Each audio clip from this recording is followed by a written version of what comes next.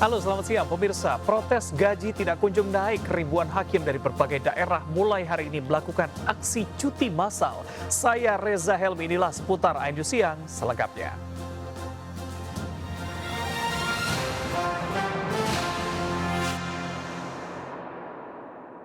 Polisi menetapkan pria penganiaya selebgram wanita di Bandar Lampung. Ironinya, pelaku menganiaya istrinya di depan putra sulung mereka yang masih berusia 3 tahun.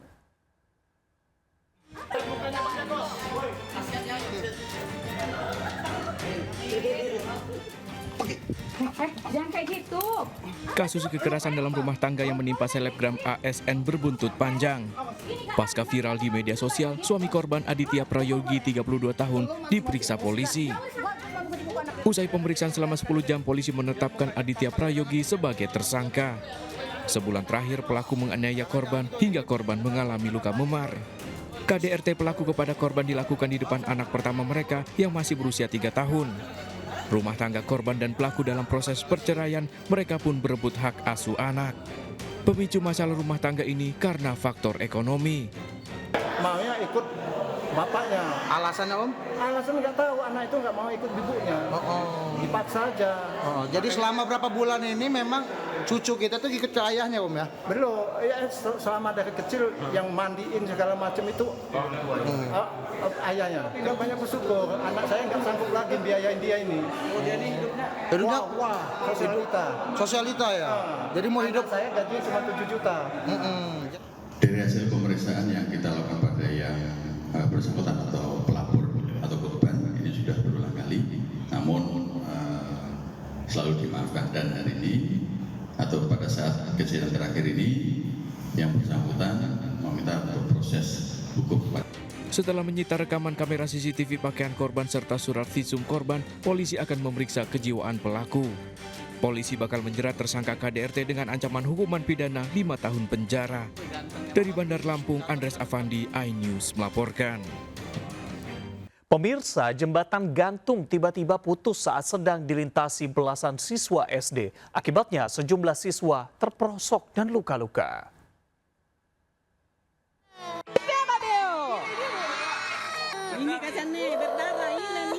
Sejumlah siswa sekolah dasar ini histeris menangis kesakitan usai terjatuh dari jembatan gantung di Desa Tadisi Sumarogong, Kabupaten Mamasa, Sulawesi Barat. Anak-anak SD.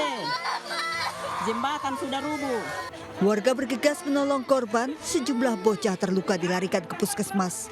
Belasan siswa SD pulang sekolah tengah melintasi jembatan gantung, tiba-tiba jembatan putus dan ambruk. Siswa terjatuh sudah berada di ujung jembatan sehingga tidak tercebur ke sungai. Jembatan satu-satunya akses jalan warga diduga lapuk dimakan usia. Dari Mamasa, Sulawesi Barat, Huzair Zainal, iNews melaporkan.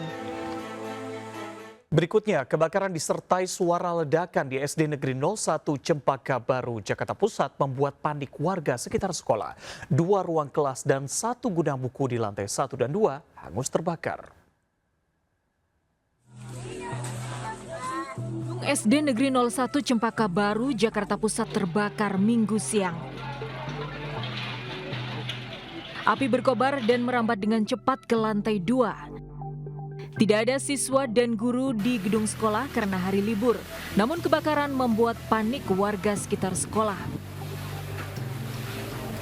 Terlebih warga sempat mendengar beberapa kali suara ledakan. Oh enggak, dari bawah dulu, nggak tahu apaan. Pokoknya meledak dari bawah dulu Mas. Ini Ada ledakan? ada ledakan. Berapa kali itu? Cuma 2 kali atau 3 kali lah gitu. 2 ruang kelas dan 1 gudang buku hangus terbakar menyisakan puing-puing bekas kebakaran. Proses belajar mengajar pun diliburkan sementara. Hingga saat ini penyebab kebakaran belum dapat dipastikan. Dari Jakarta, Rani Sanjaya, iNews melaporkan. Protes gaji tidak kunjung naik, ribuan hakim dari berbagai daerah mulai hari ini melakukan aksi cuti massal. Sejumlah perkara akan tertunda. Meski demikian, sidang di PN Tipikor dengan terdakwa Harvey Boyce, Jakarta Pusat tetap berjalan seperti biasa.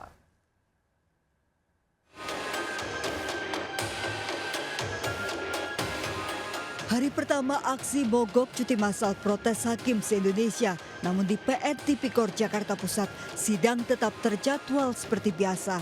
Salah satunya sidang tersangka korupsi PT Timah Harvey Muiz yang tetap terjadwal di jam 10 pagi. Belum ada satupun hakim PN Tipikor yang mengajukan cuti selama aksi protes 7 hingga 11 Oktober. Di Pengadilan Negeri Palembang kelas 1A khusus aksi diikuti puluhan hakim di halaman pengadilan Senin pagi mengenakan pita merah putih di lengan kiri. Aksi solidaritas hakim mendukung peningkatan kesejahteraan dilakukan serentak. Bukan baru kali ini para hakim sudah berupaya mengajukan peningkatan kesejahteraan sejak 2012, namun tidak mendapat respon pemerintah. Gaji hakim berbeda berdasarkan masa kerja dan golongan. Tunjangan jabatan hakim diberikan tiap bulan berdasar jenjang karir, lokasi penempatan dan kelas pengadilan, termasuk tunjangan kemahalan untuk daerah tertentu. Tim Liputan iNews melaporkan. Diduga ditelantarkan oleh pihak RSUD Muara II Lampung, saat ini kondisinya membaik setelah dirawat di RSU Abdul Muluk Lampung. Sebelumnya pasien ini sempat viral pasca video rekamannya terlantar di lorong RSUD Muara II Lampung tersebar di media sosial.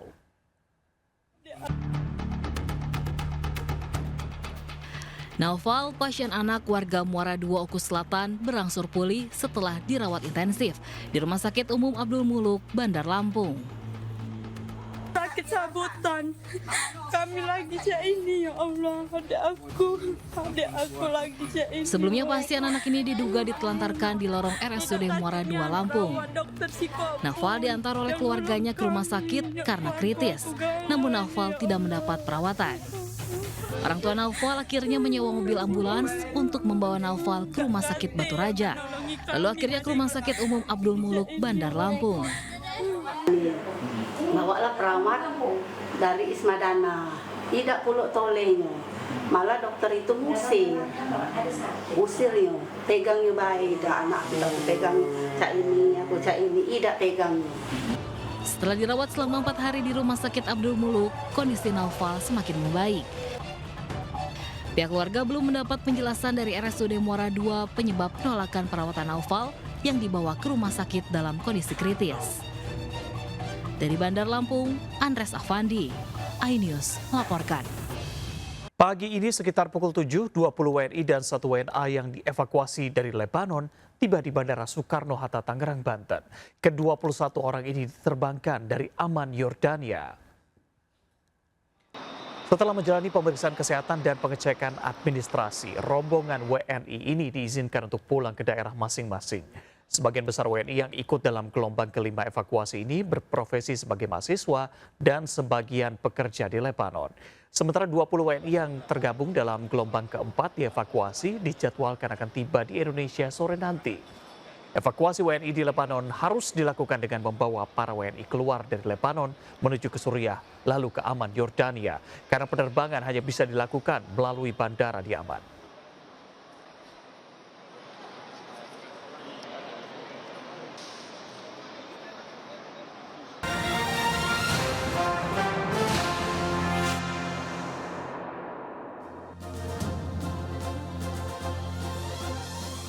Pemirsa, suasana duka menyelimuti kediaman Kapolres Boyolali AKBP Yoga Ilavi di Depok, Jawa Barat. Kapolres meninggal dunia setelah 5 hari dirawat di Rumah Sakit Telogorejo, Semarang.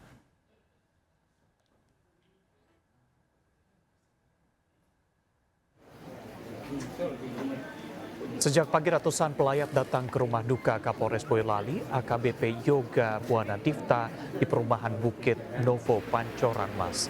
Mobil yang ditumpangi almarhum bersama sopir dan ajudan menabrak truk di ruas tol Pemalang Batang. Sopir dan ajudan tewas di lokasi. Jenazah akan dikebumikan di TPU Cilangkap Tapos, Depok siang nanti.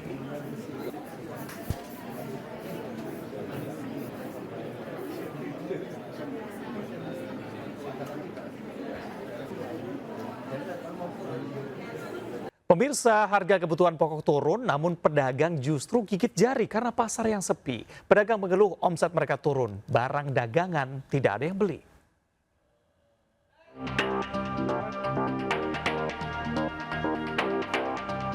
Hari masih pagi, namun pasar Johar Baru Jakarta Pusat sepi.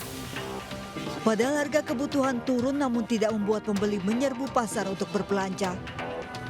Turunnya daya beli masyarakat diamini para pedagang yang mengeluh omset mereka turun hingga 60%. Bahkan di akhir pekan kondisi pasar juga tidak berbeda, tetap sepi pembeli. Setahun ya, setahun. Habis lebaran iya. Ya kalau begini sepi begini ya paling 600, 700 gitu. Kalau biasanya sih seharusnya itu ramai jam-jam segini. Iya, pokoknya jam pulang jam antar sekolah itu dia balik gitu ibu-ibu biasa pada beli. Sekarang udah nggak itu, berkurang. Penurunan parah, drastis banget. Sehari biasanya omset 6 sama 5 gitu kan, belanja sehari itu sekarang tuh nurun 3, 2, 3. BPS sudah mengumumkan deflasi 5 bulan berturut-turut yang tertinggi di bulan September yang menegaskan sinyal pelemahan daya beli warga di tengah kondisi ekonomi yang tidak stabil. Dari Jakarta, Naura Syafika, Aristiawan, iNews melaporkan.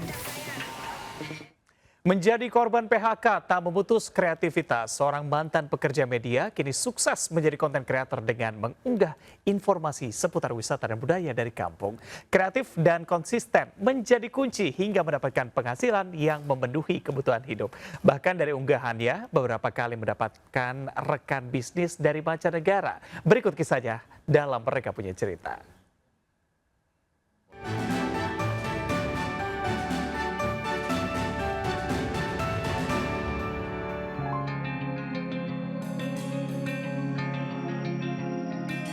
Info dari kampung nih Lur. Di awal-awal kita berpikir media sosial itu kan hanya untuk cari temen, untuk pamer foto dan video. Dan ketika kita mulai serius di media sosial, kita dalam jangka beberapa bulan bahkan bisa setengah tahun kita nggak dapat apa-apa di situ. Ya harus bekerja setiap hari, kita harus upload setiap hari. Tapi saya dan beberapa teman akhirnya lolos dari kondisi itu dan kita bisa menikmati sedikit banyak apapun itu dari media sosial. Ini dia acara adat terbesar yang digelar warga suku Baduy. Jadi gini teman-teman, seba itu artinya berkunjung. Cita-cita kecil saya adalah jadi wartawan dari dulu sebetulnya. Dan alhamdulillah itu tercapai. Saya bekerja di media radio, di media televisi, di media online dan sebagainya. Itu sampai beberapa puluh tahun, kemudian memutuskan balik ke media sosial atau mengelola media sosial sendiri dengan nama ya wartawan kampung, karena saya adalah seorang jurnalis atau wartawan sebelumnya, Kang. Saya bisa mendapatkan banyak hal dari media sosial, mulai dari materi, kemudian juga popularitas sudah pasti, dan juga banyak membantu orang yang pasti.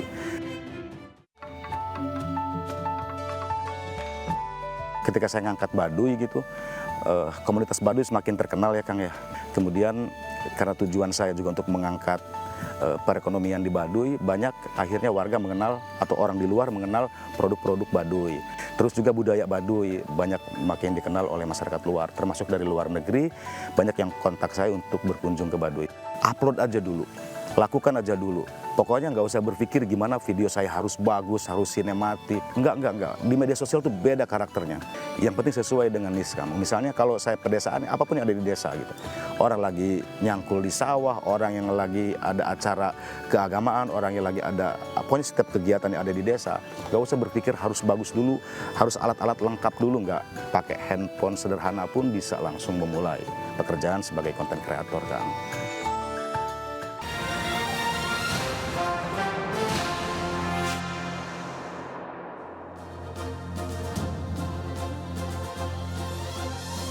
Anda masih bersama kami di seputar iNews Siang. Pemirsa, uang jutaan rupiah jatuh berserakan di jalan di Palembang, Sumatera Selatan. Nyaris jadi rebutan warga. Suami istri menyerahkan uang jutaan rupiah tersebut ke polisi.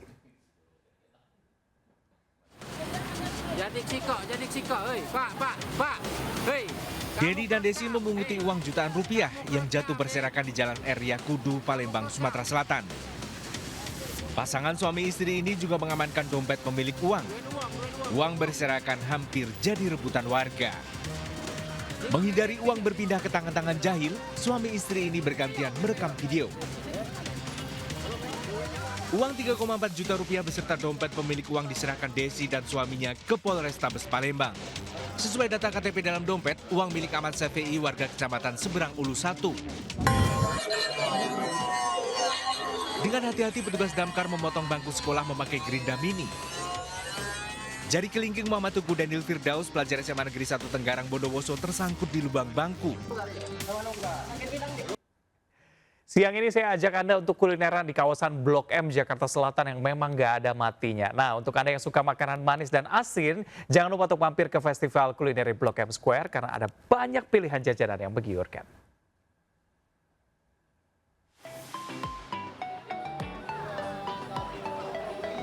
Pemirsa, Blok M memang selalu memantik perhatian masyarakat, terkhusus bagi kuliner. Karena di Blok M Square ini sedang diselenggarakan festival makanan yang bertema Sweet and Spicy Chili Padi. Digelar hingga 13 Oktober mendatang, Festival Kuliner Nusantara di Blok M Square ini buka mulai jam 10 pagi hingga 10 malam. Ada banyak jajanan lezat dan menggiurkan dengan harga terjangkau mulai Rp30.000 saja. Ada cemilan surabi, takoyaki, aneka es dan puding hingga jajanan berat. Dan yang jarang ditemui nih, si manis khas Minang, yaitu lemang. Namanya lemang batok tebing tinggi. Oke, varian favoritnya apa aja nih Kak? Rendang sama srikaya Kak. Kalau yang satu batok ini harganya 85.000. Kalau yang per porsi ada yang rendang itu 50.000, ada yang srikaya 40.000. Kalau soal variasi menu makanan, Blok M Square memang gak ada matinya. Gak heran, salah satu pusat kuliner di Jakarta Selatan ini selalu penuh saat weekend. Kita tadi nyobain yang lemang rendang, enak banget sampai bawa pulang juga lemangnya. Beberapa minggu lalu kita kesini, terus makanannya tuh beda. Jadi kesini lagi dan lagi kayaknya nggak apa-apa deh, karena jajanannya ganti-ganti terus kayaknya. Jika Anda tertarik juga Anda bisa datang ke Blok M Square di Teras Berlian. Dari Jakarta, di Lambiaulia dan di Bernadi, Anyus melaporkan.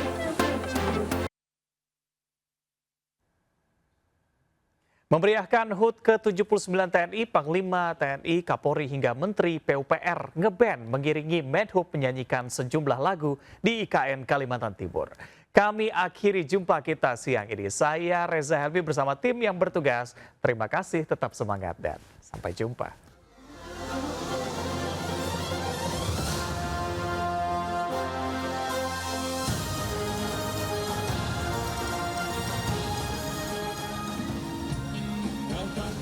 Kembali seperti